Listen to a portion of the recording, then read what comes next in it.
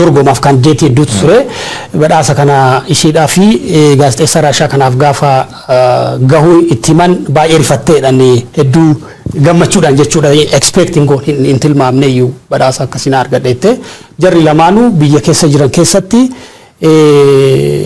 aangoo abbootii irree yakka korraapshinii akkanumallee yakka namoomaa dhiittaa mirga namoomaa biyyoota lamaan Filiippiinsii fi Raashaa keessan dalagamaa turan irratti warra gabaasa qorannoo investigative journalism dalagaa turanidha. Dubartiin Raashaa gaazexeessituu Raashaa tun keessumaa ka Filiippiins dubartittiin kan Filiippiins ishiin irra deddeebiin dhimmuma gaazexaa ka web portaaliidhaan amma maxxanfamu Rappler jedhamu qabdi bara dhiyoodha kan hundaa'e bara 2012 hundaa'e baay'ee cimtuudha influential biyya san keessatti akka addunyaattis magaziniin waggaa waggaan nama beekamtii namaa kennu Times magazine 2018 keessatti the person of the year maqaa jedhamullee argattee jirti biyya san keessatti Filiippiins keessatti yakkoota mootummaan dalagu korraapshiniiwwan garaagaraa irratti dalaguudhaan beekamti yeroo baay'ee immoo sababa kanaan mana murtii deddeebi'uudhaan beekamti jechuudha addunyaa irratti. Ayyee maalii fi gaazexeessota lamaan kennanii waan jedharra dubbachuu bar gaazexeessoti sun tokko Raashiyaa tokko immoo Filiippiins lammummaa Ameerikaallee qabdi. Filippo American journalist dan tadubra tadira ammo lam Raashiyaati biitan lamaan keessatti mootummaan isaanii amal isaaniitiin dictator freedom of press violate godhu irratti namooti jeesu irratti bulchaan Philippines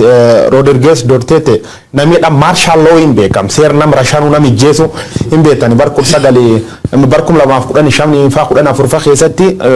dragi qoricha kana wal qabate namooti dura shanaatur manidhaatti war qorichaan shakkaman kan ajaji dabarse televiziyoon irratti interview ni Al Jazeera waliin godhe in qabadha bulchaan Philippines namoota yaqqojjate fuulu mata duratti jeemnaa jedhe dubbate namni kun looyer ogummaa isaatiin garuu diktaatar badaa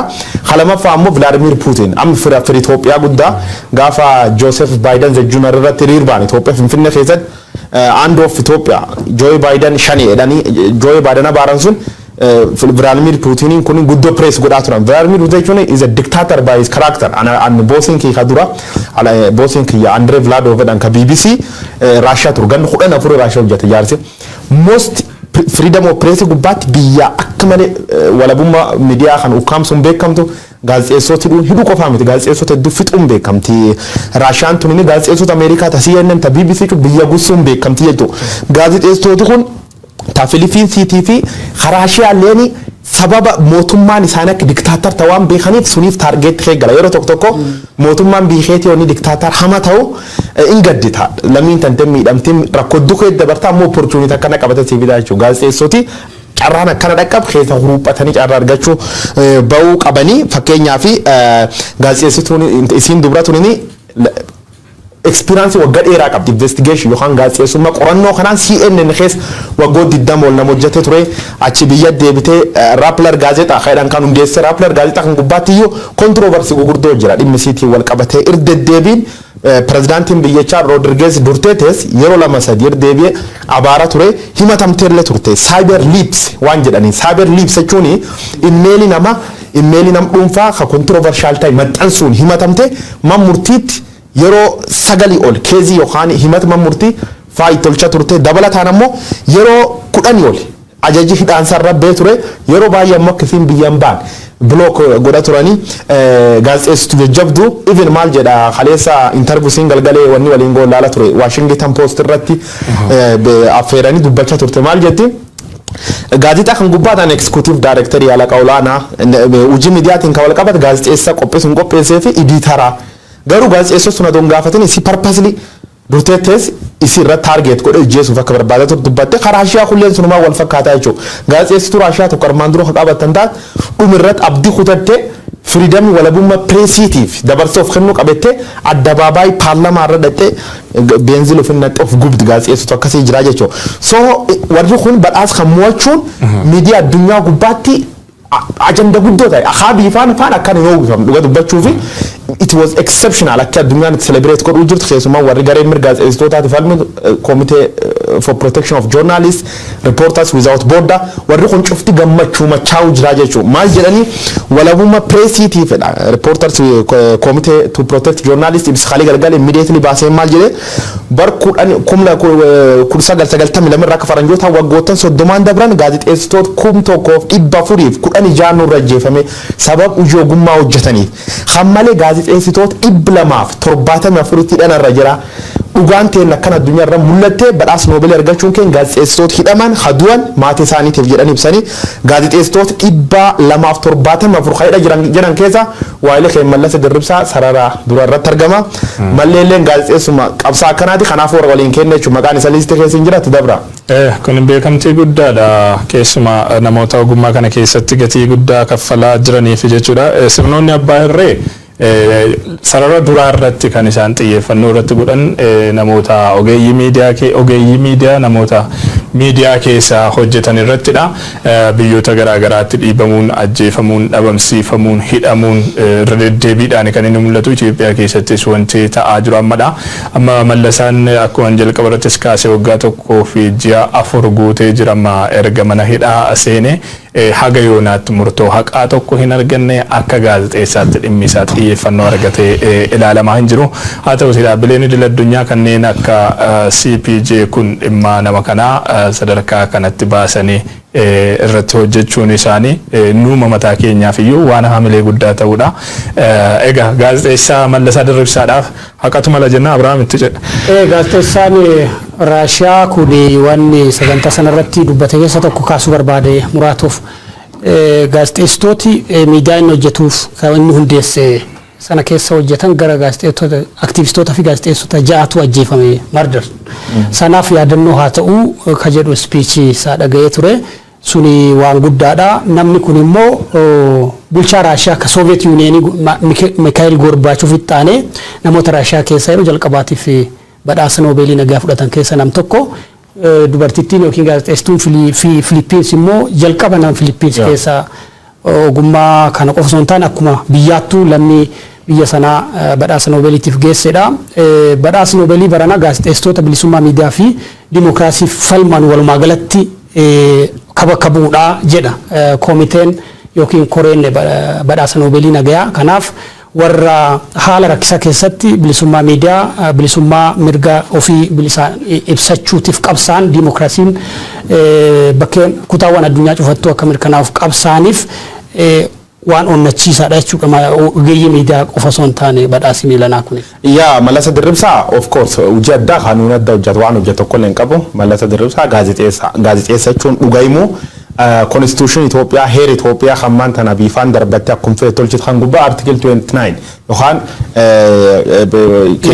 keeyati diddami sagalaffaan mirga freedom of expression yohan yaadu fi bilisan ibsachuu kan irratti xiyyeeffata sun ammoo gaazexeessota kennamee jira jechuudha gaazexeessaan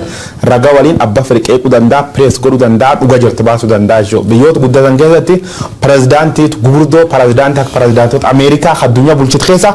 sa'aatii agam man fincaanii teemte turta sa'aatii agam niitii tante waliin rafta gaafa akkasii of gaafachuuf gaazexeessoti mirga qabdi is the fourth organs of government gaazexeessaan kabaja kana qaba Itoophiyaa keessa gaazexeessaan hin jiru probably miidiyaa yeroo jalqabaatiif Itoophiyaa keessatti cufamee rukutame bahe kenna fakkaata miidiyaa broadcast media sadarkaa TV license revoke irra godhanii ari'an gaazexeessoti baay'een cufamee turanii bara wayyaanee illee dhaamaa turanii akka TV tammoo jalqab rukutam kenna fakkaata khaan warri khaan sababu wal dhabdee ta'uu danda'a hawgummaa ofiitiin rukutam kenna fakkaata khaan irra maal hubachuu dandeenya hojii sirrii hojjechuu kenna amanna akkasitti amanna badhaasi amma warri kun taan Raashiyaa namni gariin maal san dhifachuu dandeettan taan Philippines taan Raashiyaa Middle East khaan ammoo warri dhibi oomu waltiin dhiyaan garuu wanni kun kabaja gaazexeessitootaatiif malta gaazexeessaan jireenya ofii qaba maatii ofii qaba namni akka Mallasa Dirribsaa manidhaa taa'uun isaa anuuf hin beeka ji'oota muraasaaf fedhame maatiin teemaan keessa akka dabarsitiin beeka Mallasa Dirribsaa waggaa lamaaf deemuu jira jechuudha waan balleessu tokko illee hin qabu just simply doing journalism akkuma hojjan ana caaluun tarbu tolchee hacaaluu ni wareegam yeroon ingidaa reeffa caaluu gaggeessa jechuudha Mallasa Dirribsaa waan nu madda waan hojjetin qabu jechuudha simply wanni target godhanii Mallasa Dirribsaa hidha turaniif hojiraat Mallasa Dirribsaa gaazexeessa mootummaa ture miidiyaa EBC dhan keessa waggaa baay'ee hojjechaa ture umni isa beekan dandeettii isa beekan akka inni dhugaa Oromooti qabsaa beekan kanaaf target godhanii miidhuuf irra karoorfatanii jechuudha taatullee yeroo tokko proud kabaja nu dhagama jechuudha. Kabaja nu dhagama. Fuula akka gaazexeessitoota ujiteen uummatni jaalate kabaja jalqaba kan nu dhagama keessa ujiteen uummata Oromoo jaalate miidiyaalee Itoophiyaa keessa jiran cuf caalaa nu daawwachuun nu kabajuun isaanii nuuf kabaj guddaa. Midhaan nyaanni rafuun dadhabne akka gaazexeessitoota EBC akka gaazexeessitoota Waltaa akka gaazexeessitoota OBN gumi guma hin qabne dhabooranii gumi guma hin qabne jechuun a bunch of peoples nam ajanda uumuu hin dandeenye nam uummata biratti influence uumuu hin dandeenye maqaan gaazexeessaa yeroo tokko tokko na saalfachiifti. Gaazexeessa taatee waggaa 50 hojjechuu miti. Gaazexeessa taatee waggaa 3 hojjettee waggaa 3 sun keessatti waan uummata keetti seena ta'e hojjette you are journalist. Sun kabaja akka nafaan si dhaqaachu kabaja akka gaazexeessitoota amma guurratte kun waggaa 80 yookaan waggaa 50 gaazexeessitoota hojjetanii jiran ammaan tana Itoophiyaa keessa maqaa isaanii illee qabeen. Wayyaanee waliin sobanii dargii waliin sobanii Ayila Maariyaam waliin sobanii ammaan tan labii waliin sobuu jiranii jechuudha. Yoo bor wayyaaneen deebitan lachuun soban jechuudha. These people are nam sammuu fi gurgurate criteria gaazexeessummaan guutanii jechuudha. Badhaasa akkana war bakkin buu warri expressionii kalee horeen koomitee badhaasa kan kennitelleeni warri dhugumaan gaazexeessummaa fedhanii gatii baasaniif haa ta'uuti jedhan. Warri kun gaazexeessummaa fedhee gatii hin baafne midhaan ofiiti warri gaazexeessummaa gurguras keessa hin jiru gaazexeessota akka Mallasee Dirribsaa list of journalists behind the bar by committee for protection of journalists gaazexeessaan keenya jiraachuu we are proud OMN nam miidiyaa addunyaa tartaa garte maqaan isaanii achirra barreeffamuun kanaaf akka kabajaa laallaa Mallasee Dirribsaa gaafa rabbe dhimbaa guyyaa tokko ammoo illee badhaasa akkanaati kaadhimamuu dandeenya yaadne. Egaa namni kun waan biraa hojjetee miti akkuma jette ogummaa isaatiif dedikeeshinii guddaadhaan kutannoo jabaadhaan nama hiriira ta'uu isaatiin ogummaa isaatiin nama saba isaa tajaajilaa ture nama saba isaatiif qabsaa'aa ture eenyuma keenyaan olitti iyyuu jechuu nan danda'a nama kutannoo guddaadhaan gatii guddaa kaffalaa turedha faayidaa fi fedhii uummata Oromoo kabachiisuuf gama ogummaa isaatiin jechuudha. Kanuma dhadhiinummaan nama kanarratti xiyyeeffachiisee haga kana maatii irraa kutanii jiruusaa waa hundarraa kutanii mana hidhaatti tursiisuudha. Kan isaan danda'ani waan jabina isaa beekanii fi Mallasaa qofas miti egaa tarii liistii CPJ'n fa'aa baasan kana keessatti hammatamuudhaa baatanis gaazexeessitoonni yookaan ogeeyyiin miidiyaa kanneen akka ONN irraa namoonni hidhamanii ammallee hidhaatti dararamaa jiranis ni jiru warra akka Waaqoonoo Leefaa jechuudha. Isaan kan isaan dhugaa isaaniitiif dhugaa ogummaa isaaniitiif dhugaa saba isaaniitiif jecha gatii kaffalaa jiran hundumaayyuu ni ilaallata jennee abdanna badhaasni kun jechuudha. Egaa isaaniifis hamilee jabaa akka ta'uudha kan abdannu. Abrahaam wanti ta'e Mallasaa wajjin wal qabatee Mallasaan yakki isaa lama yakki mootummaan ittiin tokko yakka gaazexeessummaa yakka waan ta'eef Itoophiyaa keessatti jechuudha. Dhugaa uummataa himuun madaa uummataa dubbachuun yakka waan ta'eef lammaffaa immoo kaayyoo Oromootiif dhaabatuun yakka waan ta'eef biyya san keessatti akeekitti Mallasaan mana hidhaa waggaa tokko caaluuf ture kanu akeeka biraan qabu bulchiinsa Abiy Ahmed jalatti gaazexeessaan yeroo dheeraadhaaf hidhame Mallasaadha inni fudhachuu hin dandeenya. Gaazexeessitooti biraa ba'anii jiranii isaas illee namooti hidhaman gaazexeessitooti miidiyaa afaan Amaariffaa hojjetan baay'een isaanii mana hidhaatii ba'anii jiranii yakki Mallasaa Oromummaa isaatii fi dhugaa Oromoo faana dha'uudha kan jedhudha. Kan biraa OMN cufamuun gaazexeessitooti keenya bifa sanaan bittinnaanii sadarkaa garaagaraa amma keessa jiran keessatti argamuunsaa waan amma Oromiyaa keessatti ta'aa jiruuf karaa cirachuu waan mootummaan dalaginatti fakkaata. Maaliif waan Filipiinsi keessatti gaazexeessituun Filipiinsuun dalagde mardar maskiliin biyya san keessatti raawwataa ture waan amma Oromiyaa keessatti ta'aa jirudha. OMN odoo biyya san keessa jiraatee haalli amma Oromiyaa keessa jiru kun guutuun isaallee yoo ta'uu baate garri caalaan isaa hin ta'u jechuudha. Sigalee sanaaf rabbi nagaan isaa baasu dhugaan Mallasaa dhugaadhuma Oromooti jechuudha. Egaa gaazexeessummaan sirna abbaa irreetiif lafa dhiituu miti tarii egaa warri sirna abbaa irreetiif lafa dhiitaa jirtanis maalidha hojiin gaazexeessummaa ogummaa dhumti kun hiiki isaa maalidha waan jedhus akka ilaalaa deemtan carraa kanaan isiniif dhaabna gara dhimma keenya itti ceena wayyaanatti fakkaata. Egaa paarlaamaan gamtaa Awurooppaa tibbana marii taa'ee ture dhimma Itoophiyaa irratti keessumaa addatti immoo dhimma Tigraay lola Tigraayin wal qabatee jechuudha. Marii kana irrattis immoo yaadonni murtoo garaagaraa dhihaatanii jiru yaadonni murtoo jajjaboodha jedhaman kan haga yoonaa dhagahamanii hin beekne tokko illee itti ka'aniiti kan isaan jiran marii kana irratti akeekkachiis illee darbee jira. warra waraana kana keessatti qooda fudhataa jiruuf keessumaa adda durummaadhaan mootummoota Itoophiyaa fi Eertiraatiif humnoota TPLF'ifis jechuudha. Mee sanarraa haa dubbannu guyyoo. Mootummaan Itoophiyaa addunyaa guutuu wal dhabe fafakkeessuuf diktaataroota Afrikaa jaarrolee wayii walitti qaqqabee congratulation naan jettanii edee akka nama Vladimir Putin kan faan xiqqoo uummata sossobuuf yookaan maal jedhan uf tasgabbeessuuf yaalii godhu malee mootummaan Itoophiyaa addunyaa guutuu wal dhabee jira. Addunyaa jechuun namni wal qixa namni wal qixaa mitillee jedhan jechi lamoonni kun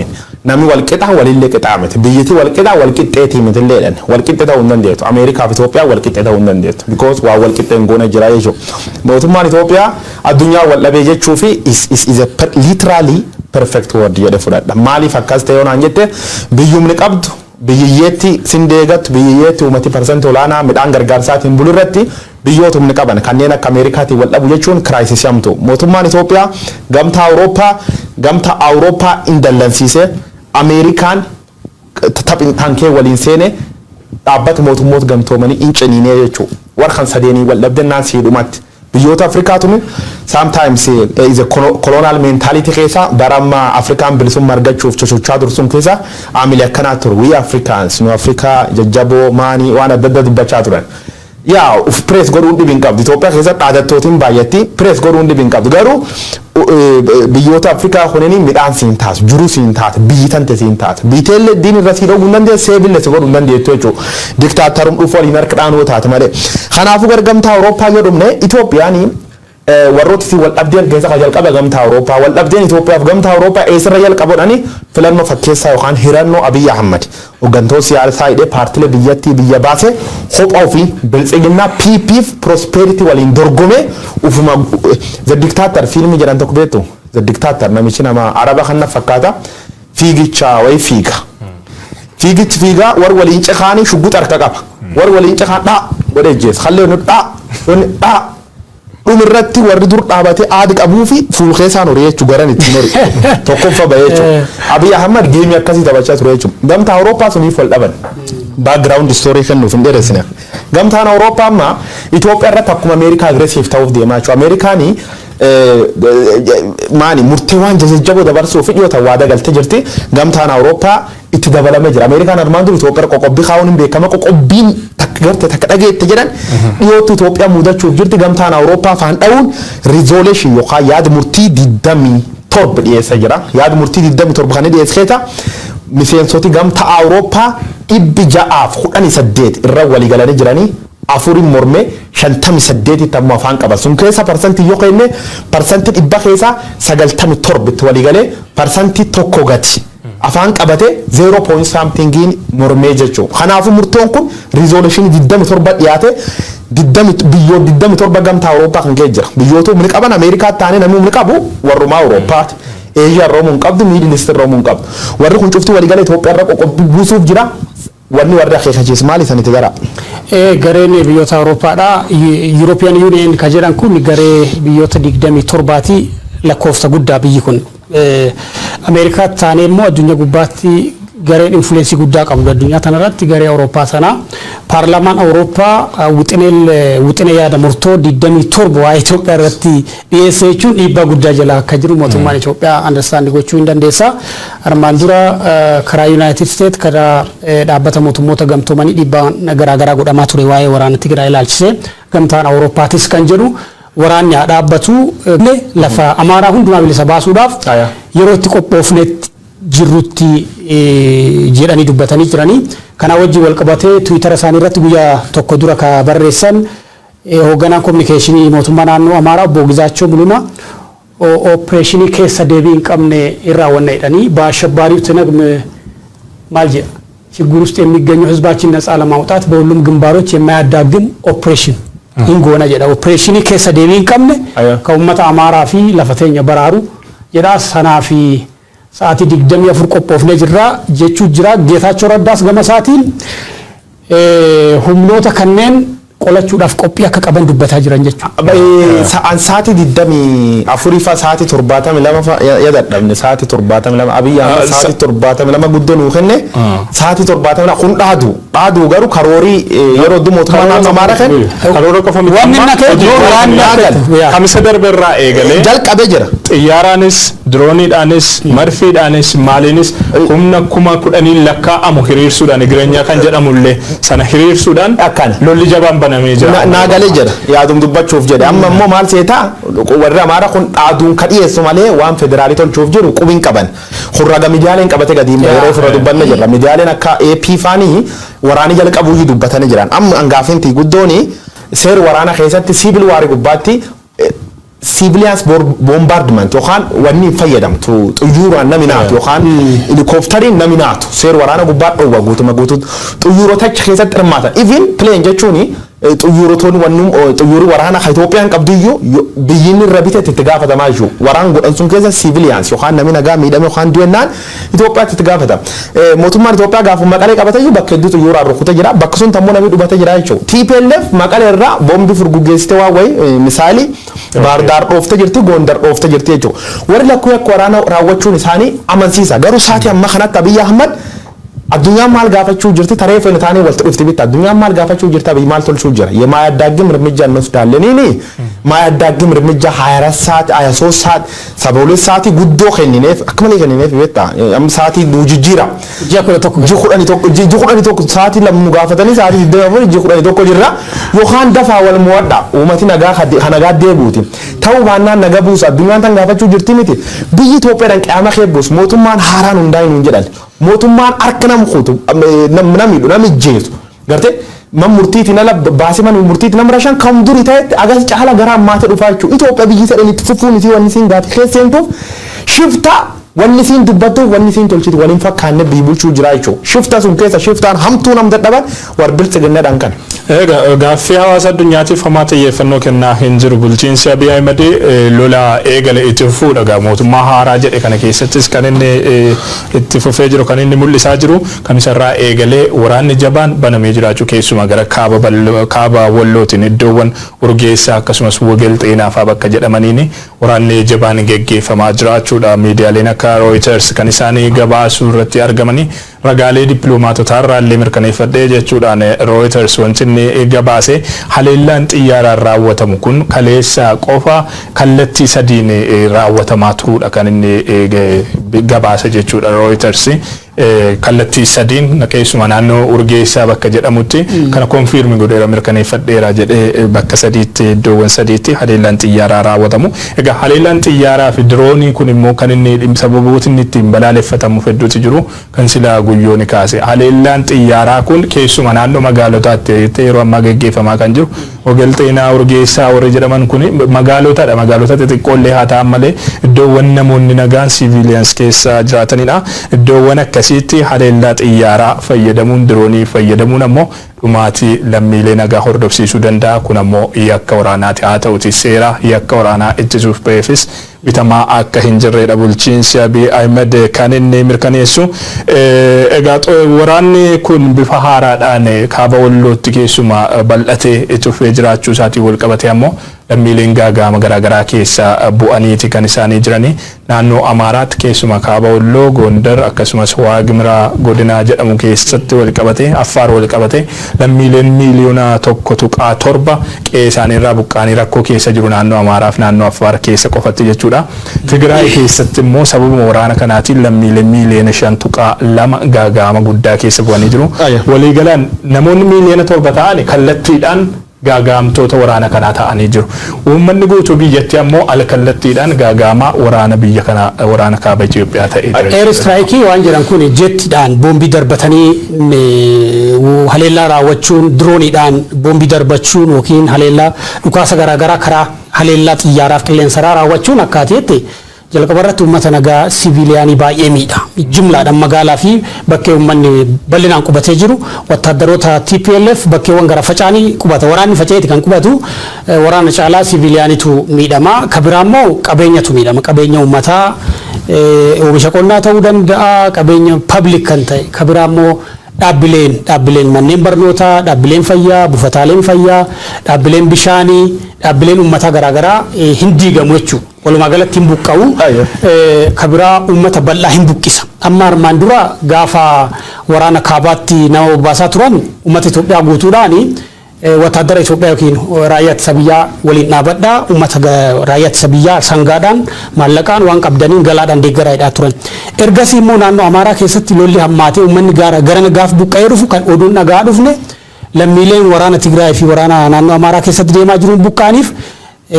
deeggarsa garaagaraa godhaa qabeenya walitti guuraa waan akkasii dhagaa jira.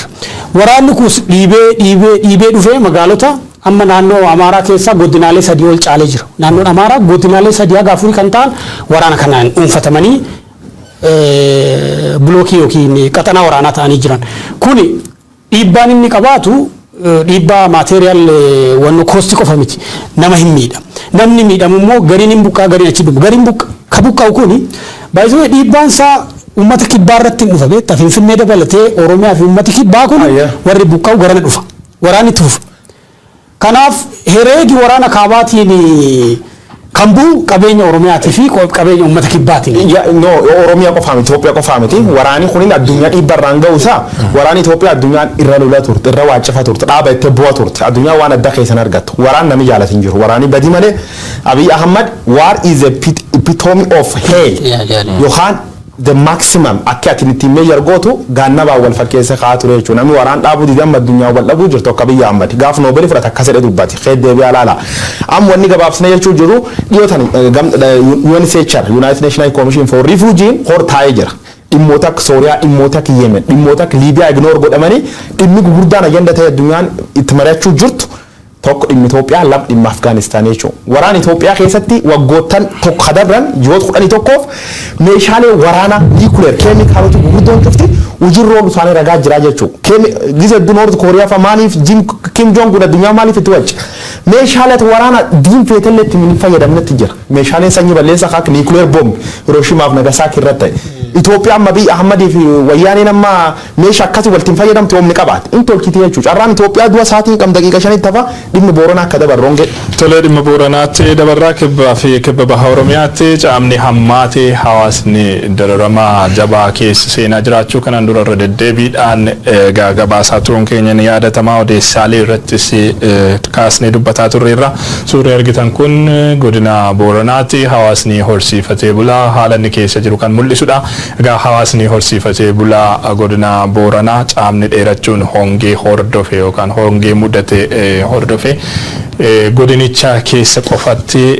loon 3,000 caalan haga yoonaatti dhumuu isaaniidha gabaasaa BBC irraa kaleessa argineedha wanni kuni OMN dursee dhimma kana wal qabatee gabaasaalee garaagaraa qopheessaa ture akkuma duras jedhe haa ta'uti dhimmi kun xiyyeeffannoo qaama dhimmi ilaallatu dhabuu isaatiin